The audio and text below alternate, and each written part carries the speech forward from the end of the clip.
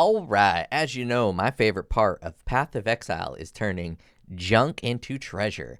This junk dagger, Vulconus, might now become a usable dagger. What this dagger does is every 4 seconds you alternate between doing 100% fire damage and 100% physical damage, igniting and bleeding. And when you hit with an ignite, it increases damage by up to 100%. When you hit with the bleeding, it increases damage by up to 100%. When you hit those creatures that have ignite and bleeding, and if you get enough bleed duration and enough ignite duration, the bleeds and the ignites are going to overlap. It's going to switch to physical damage, and you're going to hit the enemies, hit a bleed for 4 seconds, then it's going to switch to ignite, hit an enemy with with an ignite for 4 seconds. So they're going to be constantly bleeding and constantly igniting. Now, the new node that they added here, these small nodes are actually excellent for that. 25% increased ignite duration, 25% increased bleed duration. It's like they added these nodes specifically for this dagger. Too bad the, what is it called, these notables? Too bad the notable node is kind of shit. Bleeding enemies cannot inflict bleeding. Ignite enemies cannot ignite you. The bleeding's kind of nice. The ignite, I mean, you can get ignite immunity so many different ways. But either way, you get free bleeding and ignite immunity, so you might as well grab them. And then you can use your Pantheon to cover shock and freezing. But I think the most interesting class to use this dagger on is going to be the Elementalist. Hits always ignite. All damage can ignite. So what this means is when it alternates to physical damage, your hits are still going to ignite, and they're also going to bleed. So the enemies are constantly guaranteed to have an ignite on them. And how I would want to build this for the most juicy synergy is to use cluster jewels. Now, I would probably try to do golems, but I don't know. Cluster jewels just seem more interesting. And you could use this right here to do more elemental damage, but I want to fully commit to the bleed and the ignite synergy. So how I would do that is select all of these just so all your damage can shock, all your damage can chill, and all your damage can ignite. And then get yourself some elemental Aegis. You know, that'd be pretty nice. So you're going to path up this way. These damage over time multipliers are going to apply to both bleed and ignite. Elemental overload is going to be pretty great. Yeah, it's going to make your ignites do more damage over time. I'm pretty sure that impacts ignites. And then 1 cluster jewel, 2 cluster jewel, 3 cluster jewel. Path in, grab these new nodes to give you 50% increased duration. And then grab these nodes to increase the speed by 25%. So you're increasing the speed of 25%. Now you might see I have a couple crit nodes allocated as well. What you can do on top of this dagger is grab these gloves here, which are going to give you perfect agony if you've dealt the critical strike recently.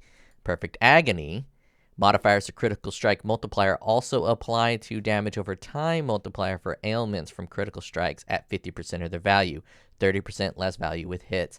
So if you have perfect agony, your crit multi is also going to apply to your ignites and your bleeds. And that shouldn't interfere with elemental overload, which is going to give you 40% more elemental damage with ignites. So you should be able to run both of these pretty well, assuming you can get enough crit on all your gear. You can also just path right out of that and go no crit, no perfect agony. Don't use these gloves. Don't use the Skin of the Lords to get perfect agony. But I'm going to keep them in there just because, you know, it's kind of fun. So what you're going to do for your cluster jewels is you're going to get 3 physical large cluster jewels, grabbing Battle Hardened, Furious Assault, and Force Multiplier. You get Force Multiplier and Furious Assault, I think, are the mandatory ones. You want that faster attack speed to hit more frequently to get a luckier chance of a big crit and a big bleed. And then Force Multiplier for the 5% chance to deal double damage, also creating a big ignite and big bleed. You could also maybe go Grim Oath if you want to add some of that physical damage as extra chaos, but I want to avoid that simply because I don't want to add chaos damage to the mix. I want to just physical and fire. So I would do Battle Hardened to get armor and evasion, plus physical damage, Furious Assault, and Force Multiplier on all 3. Then you're going to move into your medium cluster jewels. Here you're going to grab Wasting Affliction. 20% increased damage with ailments, and damage with ailments increase damage by 5%. And you're going to get 2 of those per cluster jewel, 6 total. So that's going to be 30% increased ailment speed. So 25 plus 30, so you're going to do damage 55% faster, and you're going to be getting 50% increased duration. And then for the second one, you can grab multiple things. If you're doing the Perfect Agony, 10% damage over time multiplier for ailments from critical strikes and 30% critical strike chance. That would be perfect for Perfect Agony. Flow of Life is always kind of nice if you want that regen, that life, that damage over time. Or you can do Circle Oblivion to give you increased duration of ailments on enemies and damage over time. So you got a lot of options. You can mix and match. I would probably mix and match. I imagine you probably want a couple of Circling Oblivion, but Wasting Affliction is going to be needed to be on every one of these because this is really powerful. Now, Wasting Affliction is a pain to get. It says it's weighted at 222. I disagree. I think it's weighted at 0 because I never get this freaking mod. I hate rolling these damage over time cluster jewels, so this will not be my starter because getting these cluster jewels is a huge pain to me. Other people might have secrets they can do to get Wasting Affliction. Like if you want Wasting Affliction and Flow of Life, it's so hard to get those two. So Hemorrhage is a little easier to get. So, Hemorrhage and Wasting Affliction might not be that difficult. But either way, these cluster jewels, huge pain to get. You want to get the increased damage over time, not the fire, because you're doing physical and fire. And for your small cluster jewels, you can grab whatever you want. I'd probably get a life node and just do Flowing Life. Nice and simple. Increase damage over time, life, regenerate life. Super simple. And with all of that, you should be able to swing your dagger. And with daggers, you can use a lot of cool skills. My favorite probably being Reeve. Reeve does pretty good single target damage, and it has massive AoE. You're going to be bleeding and igniting everything in that Reeve area. You use Vol Reeve and you use Zoom Zoom, making everything bleed. I think this could actually work. Now, the problems with unique items are always the attack speed. Not always. Usually it's the attack speed, and that's going to be no different here. Attacks per second, 1.2 with the Vulconus. So that's going to be the biggest downside of this problem. The other favorite weapon I have is that V weapon. It counts as all one-headed weapons, and you can stack, double damage on cluster jewels, or you can get a bunch of different cool masteries. But the attack speed on that weapon is too slow for it to ever become meta. They need to do something with the attack speed on these unique daggers, on these unique items, because with this slow attack speed, it's never going to compare to a well-rolled yellow item. Anyways, I think that's a very interesting interaction they have created here, and this might be the first time in history, Path of Exile history, where the small nodes are better than the notable. This notable to me is kind of trash. It's kind of good for SSF, and if you really, don't want to mess with getting bleed and ignite, but the fact that it's not a guaranteed bleed and ignite immunity makes it not that good, in my opinion. Now, another aspect that you can add into is covering them with Ash, or Stun, or this Fire Penetration. But on the variant that I would want to use, I want to focus on both bleeding and ignite. So I wouldn't path into this at all. But if you want to go pure ignite and you don't want to mess with cluster jewels, you can actually turn this into a pure ignite node, still benefiting from everything. So if you're going pure ignite, you can come up here and you grab these ignite nodes because it's going to give you increased ignite speed. And if you're still doing perfect agony, you can grab these or you cannot grab these.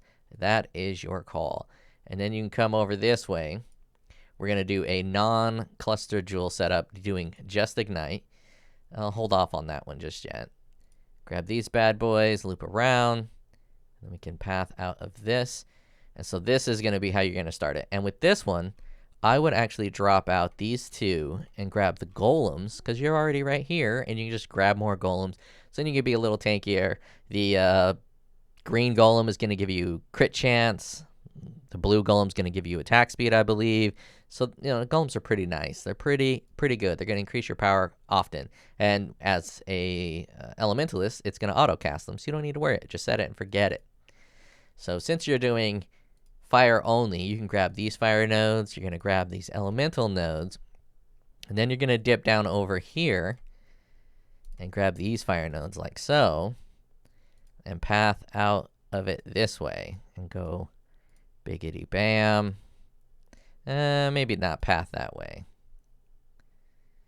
I don't know the exact perfect pathing. You can focus on the pathing later to get here. Maybe you go this way and you can grab that physical damage. Either way, you're going to want a path here to get Avatar Fire. And when you get Avatar Fire here, it'll turn this dagger into 50% of physical damage converted to fire while you have Avatar of Fire. So you're going to constantly be converting 50% of your physical damage to fire while you have Avatar Fire. And if you select Avatar of Fire, you're always going to be doing 100% conversion of physical to fire. So if you don't want cluster jewels, you can also grab this. This 40% physical damage is pretty nice. That's going to be 40% fire damage. Or you can, not grab that. And then there you go. From here, now these fire nodes are now powerful. So you can grab all of these fire nodes like so. And this is going to give you penetration, increase fire damage with attack skills. The stun node might not be very useful because you're probably not going to stun with that dagger, but maybe. But if you don't stun with the dagger, you can remove them and run it like this. But here you're going to be giving nearby enemies are covered in ash if you haven't moved in the past 2 seconds. This is only going to be useful for bosses pretty much. And might not even be that useful for bosses. So I don't really like these nodes that much. I don't like the stationary playstyle. And stationary on an elemental list seems like even a double bad idea. So I probably would axe out this entire side and just focus on this one. And as you see, we're at level 94. So we're out of uses. We can grab our nodes here from cluster jewels. And if you want to do something that has strikes, you can use that. But for the most part, I like the synergy between dirty techniques and these nodes here. Now, if you can get increased duration, you can just drop out of this entire node, but that kind of defeats the purpose of synergizing fire and physical. So for me, this is the most interesting interaction that I can see from what I've seen in the new builds. And I've always wanted to put this dagger to use because it's extremely interesting and unique, and I think that you can do it. Obviously, POE has not updated, and it's making me very sad because I can't really test out the new chieftain properly without POE. And I don't really know if I'm going to start my chieftain that I'm planning unless the jewels work the way I want them to work. So without POE, I think this is a win. And if it's not a win, it's at least a funny meme. So I think this will probably be my second or third build that I do, unless someone else beats me to it because they watched my fantastic video. But even if someone beats me to it, I still want to try to do my own spin on it. What do you guys think? I'll talk to you guys later.